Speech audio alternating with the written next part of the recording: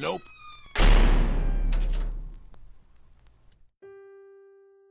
Everyone loves a good story.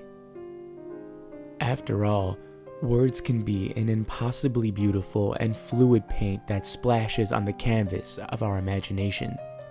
A good storyteller can use their voice as a paintbrush, using a different tone like an artist would use a different color. When the storyteller starts to paint you a personal picture only you can see, you'll have it with you forever. It's a gallery you can always stroll down and admire anytime. When you're in love, just gander at the Romeo and Juliet piece framed in tragedy. Appreciate the intense and romantic strokes the artist used to paint a love story. When life is vapid or lacking adventure, you can always let your eyes drink in the Treasure Island piece that boasts vibrant and exciting colors. And when you're feeling alone or vulnerable, I hope you think of a story my stepdad told me. I hope you think of Hungry Howard.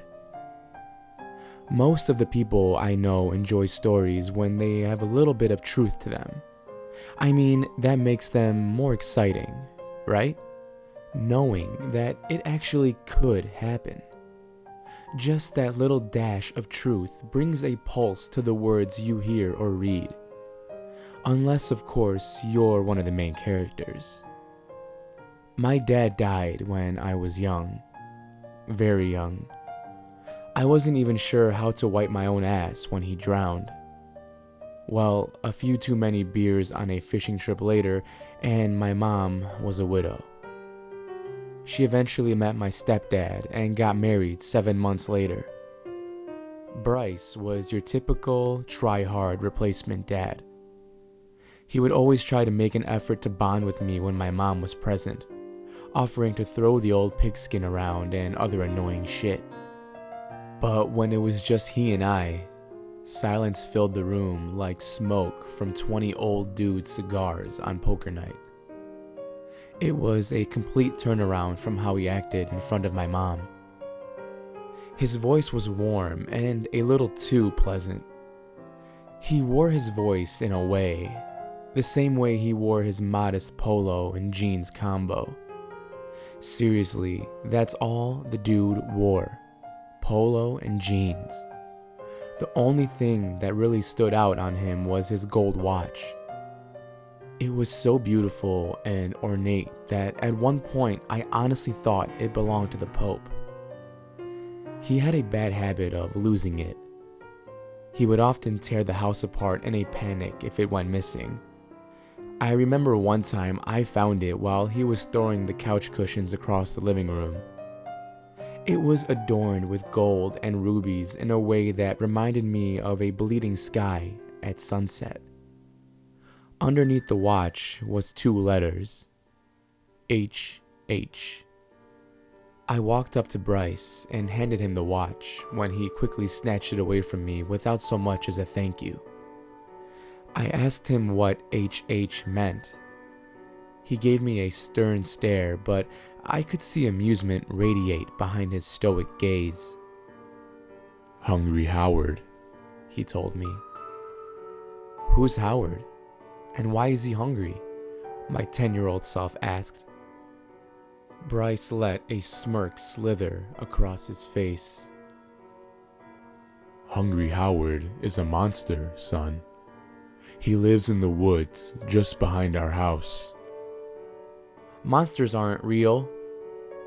"Oh, yes. Yes, they are," he said in a voice draped in darkness. "What does he look like?" Bryce stood silent for what felt like a solid 20 minutes. "He has one giant hand, and a mouth that's almost too big for his head.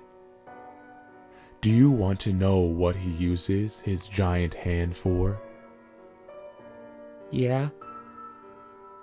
"He snatches up children who wander off alone near the woods," he said as he grabbed my shoulder with his right arm.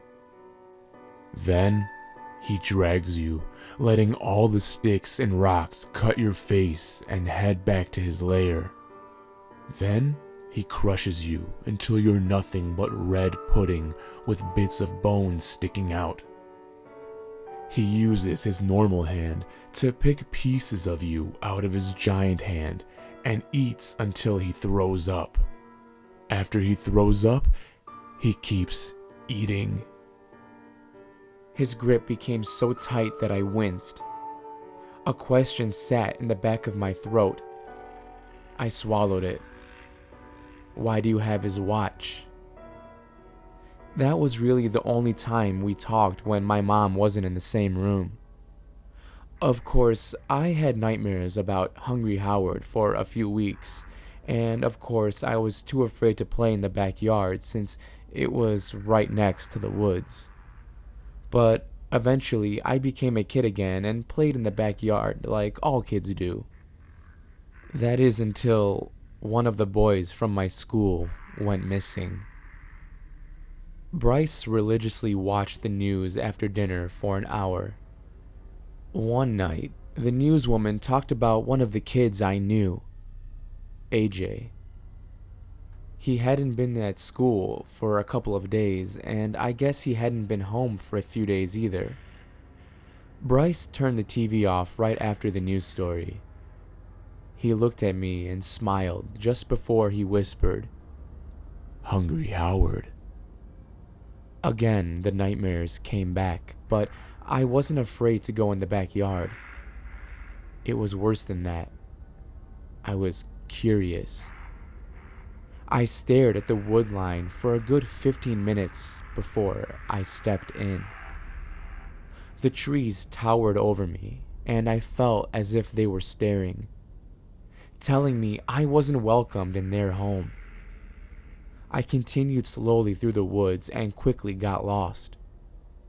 I wandered for what must have been hours before a smell bit me like a coiled snake. It was like rotting meat that sat in a dumpster through the heat of day.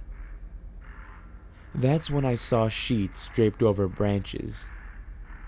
They looked like they used to be white, but were turning yellow with deep brown stains towards the bottom. The smell intensified with each step. Eventually, I had to put the collar of my shirt over my nose. My hot breath almost drowned me. I heard sporadic and furious buzzing from inside. I gripped one edge of the crusty sheet and pulled open the makeshift tent. A cloud of flies rushed out, almost as if they were afraid of what was inside too. Once I was able to see what was inside, my stomach dropped. Rope loosely laid on a ground caked in brown crust. A large pile of meat was pushed to one corner, and an assortment of blades were pushed to another. A large, oblong object sat neatly on a shitty wooden table. In the center of it all was a chair in the shape of a hand, covered in blood and chunks of meat.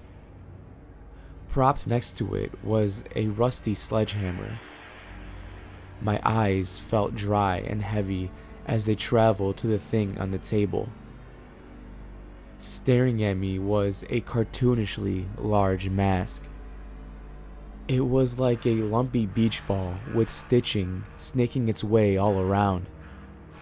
The eyes were dark and hollow, and the mouth looked like it was supposed to be smiling, but was uneven and stretched extremely taut at one corner. To the right of the mask was an apron and gardening gloves covered with the same brown crust. To the left was something shiny. I remember it shining despite the gentle warm haze the sun made as it shined through the sheet. I instantly knew what it was. A watch. I picked it up and turned it upside down, even though I knew what was going to be on the underside. Sure enough, H. I gripped it tight and turned around to run out of the tent before I saw another pile behind me. It was a pile of meat and hair that wore permanent grimaces. The heads were stacked without care or caution. And at the top of it all, AJ. I sprinted out of the tent and lost myself in the woods. I was running, but I didn't know where. After an hour of running, I saw my home. I don't know why I ran in the house. Maybe it was adrenaline. Maybe it was because that's where I always felt safe. I ran in, and the kitchen was torn apart. Bryce was digging through the drawers before he stopped and looked at me. His stare was stern and penetrating. His eyes moved down slightly. He smiled. "Ah, I see you found my watch."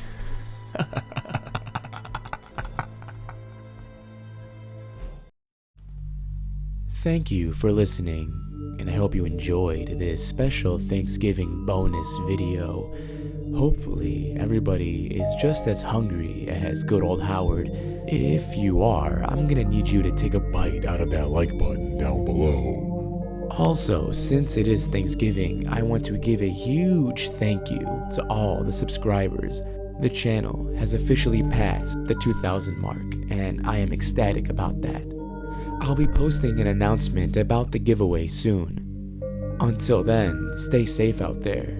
And happy Thanksgiving.